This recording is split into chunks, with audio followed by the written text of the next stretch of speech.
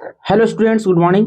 आज हम लोग इस वीडियो में बात करेंगे क्लास 10 के लिए इंपॉर्टेंट ऑब्जेक्टिव क्वेश्चन जो आपका प्रीवियस क्वेश्चन के आधार पर है और ये आपका बोर्ड एग्जामिनेशन के लिए काफी इंपॉर्टेंट है। ठीक है, तो ये सारे के सारे जो पेपर्स यहाँ पे लिए गए हैं ये 2024 में जो बोर्ड एग्जामिनेशन हुए थे मार्च अप्रैल के आसपास, फरवरी से अप्रैल के बीच में, उसका रिफरेंस है।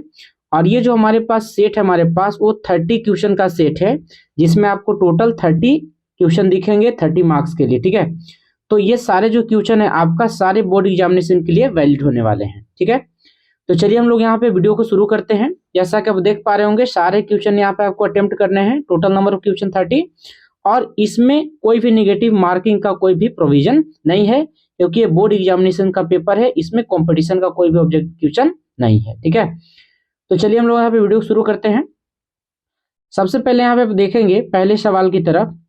तो पहले सवाल में आपसे पूछा गया है कि द सरफेस, ठीक है, पूछा गया है कि the surface of high quality polish glass, ठीक है, जो हाई क्वालिटी का जो पॉलिश ग्लास होता है उसका सरफेस, यानी हम लोग कह सकते हैं कि एक तरफ में ग्लास को क्या किया गया, पॉलिश किया गया है। अगर वो पॉलिश किया गया है तो क्या कहलाएगा, मिरर। ठीक है, यानी यहाँ पर रिफ्लेक्शन होगा। अगर मिरर है तो यहाँ पर क्या हो जाएगा, तो बोलेंगे रिफ्लेक्शन होगा। लेकिन अगर मान लीजिए लेंस है तो लेंस में रिफ्रैक्शन होगा। ठीक है, लेंस में क्या होता है, रिफ्रैक्शन, यानी एक मीडियम से दूसरे मीडियम में लाइट रेज पास कर जाएंगी। ठीक है, तो करेक्ट आंसर क्या हो जाएगा, ऑप्शन नंबर सी। इसके बाद नेक्स्ट हम लोग यहाँ पे देखेंगे क्वेश्चन नंबर 2। इसमें हमसे पूछा गया है कि if an object is placed at the focus of concave mirror, किसी भी कॉनकेव मिरर का, अगर किसी भी कॉनकेव मिरर का अगर मान लीजिए हमारे पास फोकल लेंथ कितना दिया गया है तो बोलेंगे 30 सेंटीमीटर। ठीक है, फोकल लेंथ कितना दिया गया है, 30 centimetre, pole focal length centre of curvature. तो पूछा गया है कि distance of image from the mirror, यानी मिरर से इमेज कितनी डिस्टेंस पे बनेगी। ठीक है, कितनी डिस्टेंस पे बनेगी हमें ये बताना है। तो सबसे पहले आप यहाँ पे देखेंगे आपको कैलकुलेट करने की जरूरत नहीं है। अगर फोकल लेंथ 30 है, ठीक है, यानी एफ पर ऑब्जेक्ट को रखा गया है, तो जब ऑब्जेक्ट को एफ पर रखा जाता है तो इमेज कहाँ पे बनता है, तो बोलेंगे इन्फिनिटी पर। ठीक है, इमेज कहाँ पे बनेगा, तो आप बोलेंगे इन्फिनिटी पर बनता है। हम लोग कह सकते हैं ये पैरेलल जाएगा। ठीक है, ये लाइन क्या हो जाएगा, तो बोलेंगे पैरेलल, यानी कि इन्फिनिटी में बनेगा। ठीक है, यानी इसका जो करेक्ट आंसर हो जाएगा ऑप्शन नंबर सी, इन्फिनिटी में बनेगा। ठीक है, नेक्स्ट हम लोग देखें क्वेश्चन नंबर 3। इसमें पूछा गया है कि द फोकल लेंथ, किसी भी अगर मान लीजिए हमारे पास कॉनकेव लेंस का फोकल लेंथ कितना दिया, 20, यानी माइनस में कितना हो जाएगा, 20 सेंटीमीटर। हमें क्या निकालना है, पावर। तो P इक्वल टू क्या होता है, तो हम कहेंगे 1/f होता है। ठीक है, लेकिन हमें पता है कि फोकल लेंथ माइनस में है और दूसरी बात सेंटीमीटर में है, तो मीटर में कन्वर्ट करने के लिए क्या करेंगे आप यहाँ पर 100 से डिवाइड, तो 100 चला जाएगा ऊपर में। ठीक है, तो हम लोग यहाँ पे डायरेक्टली 100 को ऊपर में लिख लेंगे। ठीक है, तो 100 चला गया आपका ऊपर में, तो 20 से कितना बार में कटेगा, 5 बार में, यानी कि -5 डायोप्टर। ठीक है, आंसर कितना आएगा, -5 डायोप्टर। तो हमारा correct answer option number D, यानी कि -5 डायोप्टर। ठीक है, चलिए नेक्स्ट हम लोग यहाँ पे देखते हैं। नेक्स्ट हमारे पास है क्वेश्चन नंबर 4। इसमें हमसे क्या पूछा गया है कि the magnification of concave lens. ठीक है, कॉनकेव लेंस का जो मैग्निफिकेशन होता है वो डायरेक्टली हमारे पास क्या होता है, तो बोलेंगे V/U। ठीक है, m is equal to, lens में m क्या होता है, तो बोलेंगे V/U। अगर मान लीजिए हमसे मिरर बोलता, ठीक है, अगर ये मिरर रहता तो मिरर के केस में क्या होता है, -V/U, और लेंस में क्या हो जाएगा, तो बोलेंगे V/U। ये आपका मैग्निफिकेशन का फॉर्मूला होता है। ठीक है, नेक्स्ट हम लोग यहाँ पे देखेंगे 5 number, visual defect is caused bye elongation of eye ball. Eye ball का एलोंगेशन होगा। ठीक है, अगर आई बॉल का एलोंगेशन होता है तो इस केस में फोकल लेंथ रिड्यूस हो जाता है। ठीक है, इस केस में जो फोकल लेंथ है वो क्या हो जाता है, रिड्यूस। तो ये कौन सा डिफेक्ट कहलाएगा, तो बोलेंगे मायोपिया। ठीक है, मायोपिया में फोकल लेंथ रिड्यूस हो जाता है और आई बॉल का एलोंगेशन हो जाता है, तो इसको बोलेंगे मायोपिया, या इसी को शॉर्ट साइटनेस कहते हैं। ठीक है, इसको बोलेंगे हम लोग शॉर्ट साइटनेस। नेक्स्ट हम लोग देखेंगे question number 6। In the bright light shape of प्यूपिल, प्यूपिल का जो कह सकते हैं जो शेप होता है वो छोटा हो जाता है। ठीक है, ब्राइट लाइट में इसका साइज क्या हो जाता है, छोटा। तो शेप कहने से ज्यादा सही होता है साइज। शेप की जगह में क्या बोलेंगे, साइज। तो साइज जो होता है ब्राइट लाइट में क्या हो जाता है, छोटा, यानी कि स्मॉल। ठीक है। नेक्स्ट क्वेश्चन नंबर 6 हो गया कंप्लीट। 7 में आते हैं।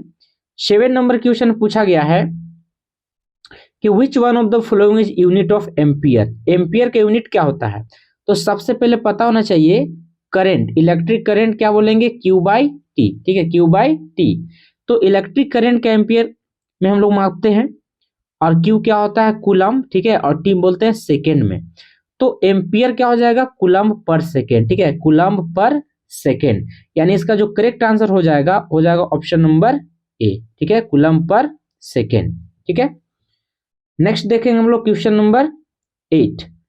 क्वेश्चन नंबर 8 में पूछा गया हमसे कि इफ 10 रेजिस्टेंसेस, ठीक है, हमारे पास कितने रेजिस्टेंस है, तो बोलेंगे 10 रेजिस्टेंस है, और सब का वैल्यू कितना है, तो बोलेंगे सब का वैल्यू हमारे पास दिया गया है 1 ओम। हमारे पास 10 रेजिस्टेंस है। ठीक है, हमारे पास टोटल 10 रेजिस्टेंस है, तो बोल सकते हैं 1 by R equal to 1 by R one plus 1 by R two. इस प्रकार से करते हम लोग कहां तक जाएगा, 1 बाई आर 10 तक जाएगा। ठीक है, और सारे का वैल्यू कितना है, 1 है। ठीक है, तो कह सकते हैं कि 1 बाई आर इक्वल टू क्या हो जाएगा, 1 by 1 plus 1 by 1 plus 1 by 1, ऐसे करते करते 10 तक जाएगा। यानी एलसीएम ले लेंगे तो 1 का एलसीएम 1 और ऊपर में 10 बार आ जाएगा। ठीक है, सिंपली एलसीएम करना है, फिर क्रॉस मल्टीप्लाई करेंगे तो आर का वैल्यू कितना आ जाएगा, 10 आ जाएगा। ठीक है, यानी जो हमारा करेक्ट आंसर हो जाएगा ऑप्शन नंबर डी। ठीक है, हम लोग यहाँ पे देखेंगे हमारे पास इसका जो वैल्यू आएगा वो क्या आ जाएगा, बोलेंगे ऑप्शन नंबर डी, 1 बाई 10। ठीक है, जो हमारे पास 1 बाई आर का जो वैल्यू है वो क्या था, बोलेंगे 10 बाई 1 था, तो आर का वैल्यू क्या हो जाएगा, तो बोलेंगे 1 बाई 10। ठीक है, आर का वैल्यू क्या हो जाएगा, 1 बाई 10, तो करेक्ट आंसर क्या हो जाएगा, डी। ठीक है, नेक्स्ट हमारे पास है 9 नंबर। इसमें पूछा गया है कि direction of current in the horizontal straight wire, ठीक है, is from east to west, है कि नहीं। तो इसमें फिर पूछा गया हमसे कि द डायरेक्शन, यहाँ पे ही नहीं है, यहाँ पे द डायरेक्शन। ठीक है, the direction of magnetic field, magnetic field का डायरेक्शन क्या होगा, तो कहेंगे ईस्ट से वेस्ट होगा। क्या होगा, ईस्ट से वेस्ट होगा, तो बोलेंगे ऑप्शन नंबर सी। ठीक है, नेक्स्ट हमारा question number 10, what is the main source of energy. Energy का मेन सोर्स क्या होता है। ठीक है, एनर्जी का अर्थ में जो एनर्जी का जो मेन सोर्स है वो क्या होता है, तो हम लोग बोलेंगे सन। ठीक है, क्या बोलेंगे, सन। यानी 10 नंबर का जो करेक्ट आंसर हो जाएगा वो क्या हो जाएगा, डी। ठीक है, यानी मेन सोर्स जो होता है वो क्या होता है, सन। ठीक है, ये आपका कह सकते हैं रिन्यूएबल सोर्स ऑफ एनर्जी कहलाएगा। सन जो है वो रिन्यूएबल सोर्स ऑफ एनर्जी है। ठीक है, नेक्स्ट पढ़ेंगे हम लोग यहाँ पर रिएक्टिविटी सीरीज का क्वेश्चन है यहाँ पर। ठीक है, तो सिंपली हम लोग यहाँ पे देखते हैं कि जो जिंक है वो ग्रेटर देन कॉपर है। ठीक है, जिंक का रिएक्टिविटी ज्यादा होता है, यानी कि जिंक क्या करेगा, कॉपर को डिस्प्लेस कर देगा, तो ये कहलाएगा आपका डिस्प्लेसमेंट रिएक्शन।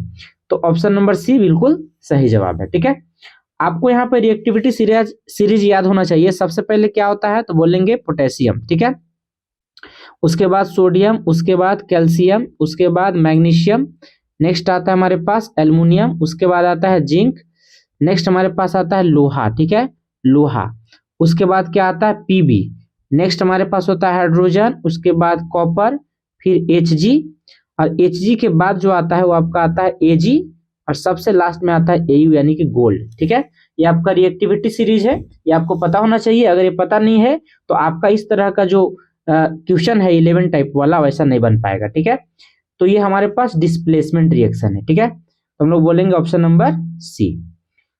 नेक्स्ट हमारे पास है क्वेश्चन नंबर 12।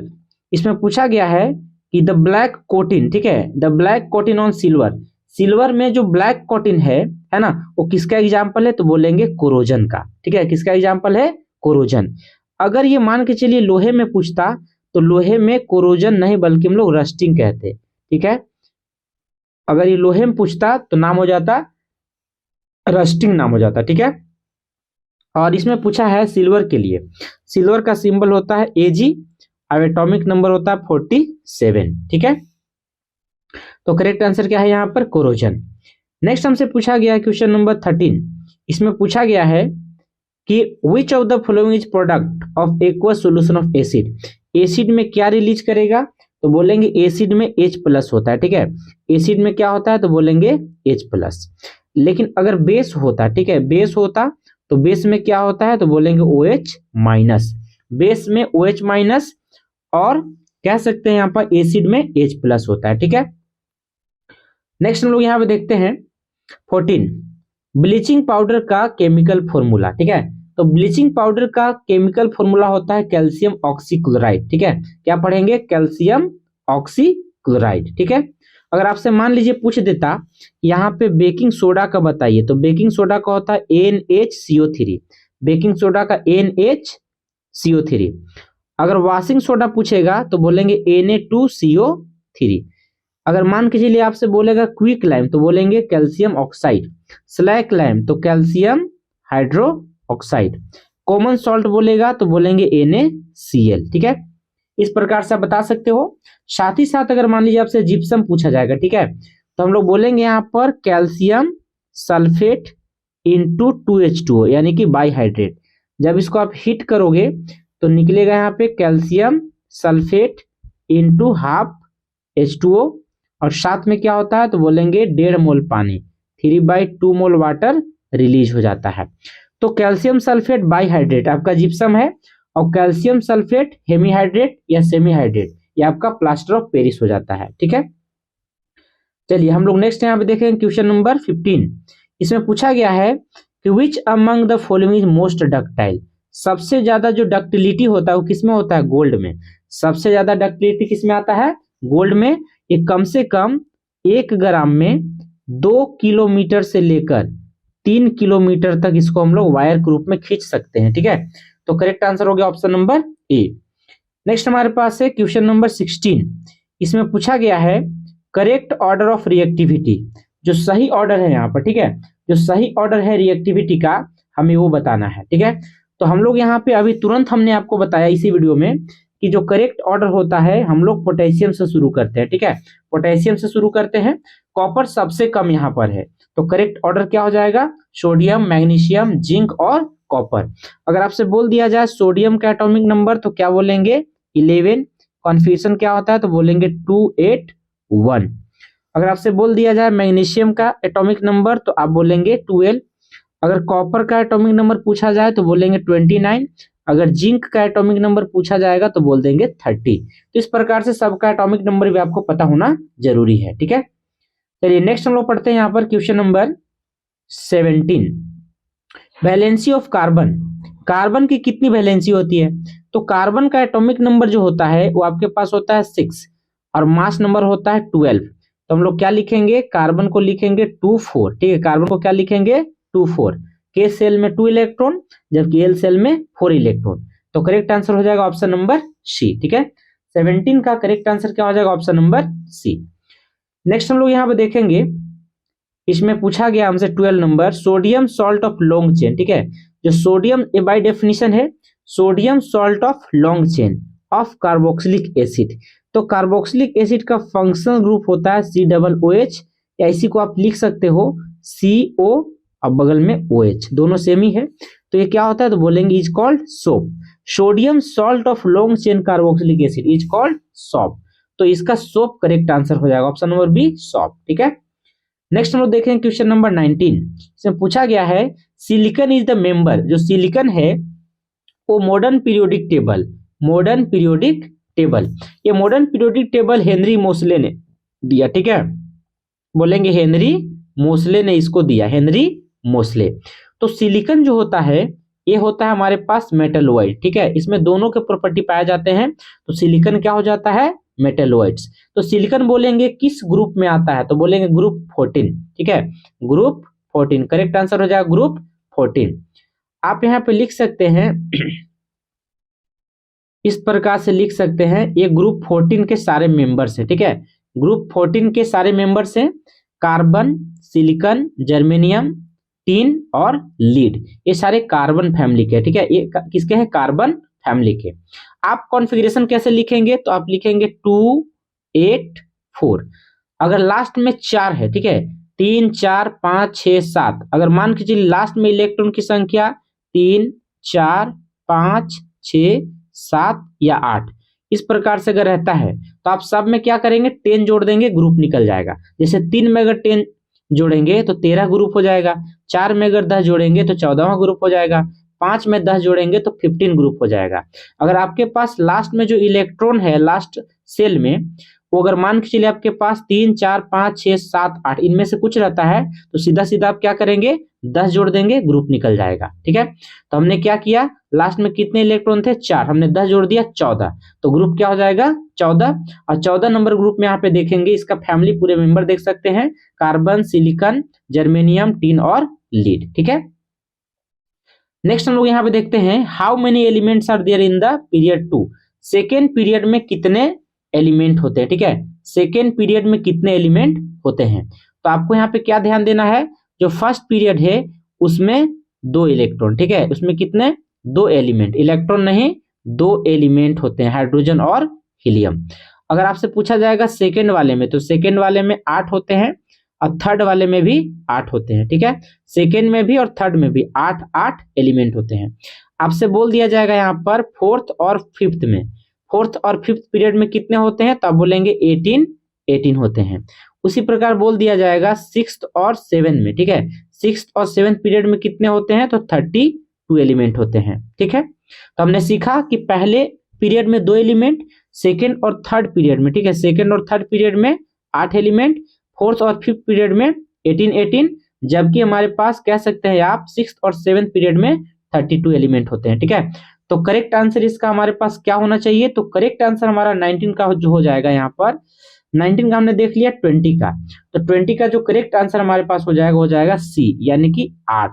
अब 8 कौन कौन से होते हैं सेकेंड पीरियड में, तो आप कह सकते हैं यहाँ पर लिथियम, बेरिलियम, बोरोन, फिर आपके पास आता है कार्बन, फिर आता है नाइट्रोजन, ऑक्सीजन, फ्लोरीन, ये फ्लोरीन का गलत लिख दिए, एफ होता है। उसके बाद आपके पास क्या आता है, तो बोलेंगे नियोन आता है। ठीक है, ये सारे के सारे क्या है, तो बोलेंगे सेकेंड पीरियड एलिमेंट है, यही 8 एलिमेंट पाए जाते हैं इसमें। ठीक है, तो करेक्ट आंसर क्या हो गया, ऑप्शन नंबर सी। नेक्स्ट हम लोग देखेंगे क्वेश्चन नंबर 21। अब यहाँ पे देखेंगे आपका बायोलॉजी का क्वेश्चन स्टार्ट हो गया। तो हमने यहाँ पे क्या देखा कि क्वेश्चन नंबर 1 से लेकर, ठीक है, क्वेश्चन नंबर 1 से लेकर 10 तक जो था वो आपके पास कह सकते हैं केमिस्ट्री प्लस फिजिक्स। 1 से 10 तक नहीं बल्कि 1 से 20 तक। ठीक है, 1 से 20 तक केमिस्ट्री प्लस फिजिक्स, ये आपके पास दोनों पोर्शन था। तो 20 क्वेश्चन हमारा कंप्लीट हो जाता है। क्वेश्चन नंबर आप देखेंगे 21 से लेकर 30 तक, ये आपके पास क्या है, तो बायो का पोर्शन है। ठीक है, आपका बायोलॉजी है। ठीक है, तो बायोलॉजी में हमसे पूछा गया है कि हेट्रोट्रॉप्स डिपेंड, हेट्रोट्रॉप्स जो होते हैं वो डायरेक्टली किस पे डिपेंड करते हैं, तो ऑटोट्रॉप्स में। जो हेट्रोट्रॉप्स होते हैं वो अपना फूड खुद नहीं प्रिपेयर करते हैं, डू नॉट, ठीक है, डू नॉट प्रिपेयर, ये अपना फूड खुद प्रिपेयर नहीं करते हैं। ठीक है, ये कहलाते हैं हेट्रोट्रॉप्स। आज जो ऑटोट्रॉप्स होते हैं वो अपना फूड खुद प्रिपेयर करते हैं, यानी ऑटोट्रॉप्स पे डिपेंडेंट होता है हेट्रोट्रॉप्स। तो करेक्ट आंसर हो जाएगा ऑप्शन नंबर डी। ठीक है, नेक्स्ट हमारे पास यहाँ पर आता है क्वेश्चन नंबर 21। इसमें पूछा गया है द एग्जिट ऑफ वाटर, ठीक है, the exit of water in the, यहाँ पर ही नहीं होगा, यहाँ पर क्या हो जाएगा the, in the form of vapour, यानी वेपर के फॉर्म में अगर वाटर निकल रहा है from the arrear part of the plant, तो इसी प्रोसेस को हम लोग बोलते हैं ट्रांसपायरेशन। यानी 22 नंबर में ट्रांसपायरेशन का डेफिनेशन दिया गया है कि the exit of water in the form of vapour from the aerial part of the plant is known as transpiration. तो करेक्ट आंसर डी नंबर हो जाएगा। ठीक है, नेक्स्ट आता है क्वेश्चन नंबर 23 पूछा गया है कि the gap between two nerve, ठीक है, हमारे पास gap between two nerve, 2 nerve के बीच में, ठीक है, 2 नर्व के बीच में जो गैप होता है उसको हम लोग क्या बोलेंगे, तो बोलेंगे सिनेप्स। ठीक है, किसी भी 2 नर्व के बीच में जो गैप होता है उसको क्या बोला जाता है, सिनेप्स बोला जाता है। ठीक है, नेक्स्ट हमारे पास है क्वेश्चन नंबर 24। इसमें हमसे पूछा गया है कि द सेंटर ऑफ इंटेलिजेंस, ठीक है, the centre of intelligence and cleverness, ठीक है, कहां पर, तो बोलेंगे ह्यूमन, आई नहीं होगा यहाँ पर, इन होगा। ठीक है, तो इन ह्यूमन में सेंटर ऑफ इंटेलिजेंस एंड क्लीवरनेस क्या होता है, तो हम लोग बोलेंगे सेरेब्रम। ठीक है, मतलब ये कहां पर होता है, तो बोलेंगे सेरेब्रम। क्या हो गया, सेरेब्रम। ठीक है, next 25 ovum is fertilised, ovum जो होता है वो कहाँ पे फर्टिलाइज होता है, तो बोलेंगे फेलोपियन ट्यूब में। ठीक है, ये सारे आप ऑप्शन देखेंगे तो ये सारे के सारे अब देखेंगे तो फीमेल रिप्रोडक्टिव सिस्टम है। ठीक है, ये सारे के सारे फीमेल रिप्रोडक्टिव पार्ट्स हैं, चाहे वजाइना है, यूट्रस, ओवरी और फेलोपियन ट्यूब, ये सारे के सारे क्या है, तो बोलेंगे फीमेल। ठीक है, ह्यूमन बॉडी में फीमेल रिप्रोडक्टिव ऑर्गन्स है। ठीक है, तो ओवम का फर्टिलाइजेशन कहाँ होता है, फेलोपियन ट्यूब में, इसको हम लोग हिंदी में डिंब वाहिनी भी कहते हैं। ठीक है, और जैसे स्पर्म का जो एंट्री होता है तो वजाइना के थ्रू होता है, यानी कि जो स्पर्म का जो डिस्चार्ज होगा ये डिस्चार्ज वजाइना में होगा और इसके थ्रू कैरी होकर ये जो होते हैं धीरे धीरे मतलब फर्टिलाइजेशन के प्रोसेस की तरफ बढ़ते हैं। तो स्पर्म और ओवम का फर्टिलाइजेशन होता है कहां पर, तो बोलेंगे फेलोपियन ट्यूब में होता है। ठीक है, ओवरी से क्या होते हैं, तो ओवुलेशन के दौरान एवरी मंथ एग्स रिलीज होते हैं, जबकि यूट्रस में बेबी इम्प्लांटेड होता है। ठीक है, तो इस प्रकार से आप कह सकते हैं कि सारे ऑप्शन को हम लोग देख सकते हैं, लेकिन करेक्ट आंसर क्या हो जाएगा, ऑप्शन नंबर डी, ओवम का फर्टिलाइजेशन फेलोपियन ट्यूब में होता है। ठीक है, नेक्स्ट हमारे पास है 26 example of residual organ. Residual organ का एग्जाम्पल क्या हो जाएगा, तो हम कह सकते हैं यहाँ सारे के सारे जो है रेसिडुअल ऑर्गन्स हैं, चाहे आप ईयर ड्रम के मसल्स कह सकते हैं, या फिर आपके पास वर्टिब्रे कह सकते हैं, या फिर फर्टिलाइजेशन प्लेट्स कह सकते हैं, ये सारे के सारे क्या है, तो कह सकते हैं एग्जाम्पल ऑफ रेसिडुअल ऑर्गन्स। ठीक है, नेक्स्ट हम लोग यहाँ पर देखते हैं क्वेश्चन नंबर 27, इसमें पूछा गया है कि द मेल एंड फीमेल, ठीक है, the male and female gametes, ठीक है, the male and female gametes combine, जब ये आपस में कंबाइन करेंगे तो क्या बनता है, जाइगोट बनता है। ठीक है, जब मेल और फीमेल गैमेट्स कंबाइन करेंगे तो क्या बनता है, तो बोलेंगे जाइगोट बनता है। ठीक है, ओवम कहाँ पे होता है, तो बोलेंगे ओवम जो होता है वो फीमेल रिप्रोडक्टिव है, या कह सकते हैं हमारे पास एक तरीका से सेल है ये। ठीक है, यानी फीमेल का ये रिप्रोडक्टिव सेल है, जबकि स्पर्म जो होते हैं वो मेल के रिप्रोडक्टिव सेल होता है। ठीक है, और हमसे पूछा गया है कि मेल और फीमेल गैमेट्स जब कंबाइन करेंगे तो क्या फॉर्मेशन करेगा, तो बोलेंगे जाइगोट का फॉर्मेशन होगा। ठीक है, correct answer option number A. Next हमारे पास है क्वेश्चन नंबर 28, ये हमारे पास पूछा गया है कि ट्रेट इन द ऑर्गेनिज्म, किसी भी ऑर्गेनिज्म का जो ट्रेट होता है वो किससे इन्फ्लुएंस होता है, तो हमारा करेक्ट आंसर होना चाहिए बोथ, यानी ये मैटरनल डीएनए भी चाहिए और इसमें जो है आपका पैटर्नल डीएनए भी चाहिए, यानी दोनों प्रकार के डीएनए जरूरी है। तो करेक्ट आंसर हो जाएगा ऑप्शन सी, यानी पैटर्नल डीएनए भी होगा और मैटरनल डीएनए भी होगा। ठीक है, नेक्स्ट हम लोग यहाँ पे बात करते हैं क्वेश्चन नंबर 29, इसमें पूछा गया है कि the ozone layer is depleted by, ozone layer का जो डिप्लेशन होता है किसके वजह से होता है, तो बोलेंगे सीएफसी की वजह से होता है। सीएफसी का मतलब क्या होता है, तो बोलेंगे क्लोरोफ्लोरो, ठीक है, क्लोरोफ्लोरोकार्बन, क्लोरोफ्लोरोकार्बन। ठीक है, ये आपका कॉमन नेम है, इसका यूपीएससी नेम क्या होता है, डाइक्लोरो डाइफ्लोरोमीथेन। ठीक है, मतलब यहाँ फॉर्मूला देखेंगे तो CCl2F2, CCl2F2, यानी ये आप देखेंगे कार्बन के दो साइड में क्लोरीन रहता है। ठीक है, और कार्बन के दो साइड में क्या रहता है, तो बोलेंगे फ्लोरीन रहता है। ठीक है, तो डाइक्लोरो डाइफ्लोरोकार्बन, डाइक्लोरो डाइफ्लोरोकार्बन, इसी को हम लोग क्लोरोफ्लोरोकार्बन भी कहते हैं। ठीक है, तो करेक्ट आंसर हो गया ऑप्शन नंबर ए। और यहाँ पे हमारे पास जो लास्ट सवाल है इस वीडियो सीरीज में, most rapidly doing natural resources, मतलब पूछा गया है कि नेचुरल रिसोर्सेज, ठीक है, तो कह सकते हैं फॉरेस्ट, सबसे ज्यादा तेजी से अगर मान लीजिए अगर कोई खत्म हो रहा है, विनाश हो रहा है, खत्म है ना, यानी सबसे ज्यादा तेजी से यानी कि रफ्तार से अगर मान के चलिए विनाश हो रहा है तो वो कौन सा नेचुरल रिसोर्स है, तो कह सकते हैं फॉरेस्ट। फॉरेस्ट बहुत तेजी से खत्म होते जा रहे हैं, डिफॉरेस्टेशन। ठीक है, डिफॉरेस्टेशन, इसको हम लोग क्या बोलेंगे, डिफॉरेस्टेशन। ठीक है, यानी हो जाएगा फॉरेस्ट, करेक्ट आंसर क्या हो जाएगा, फॉरेस्ट।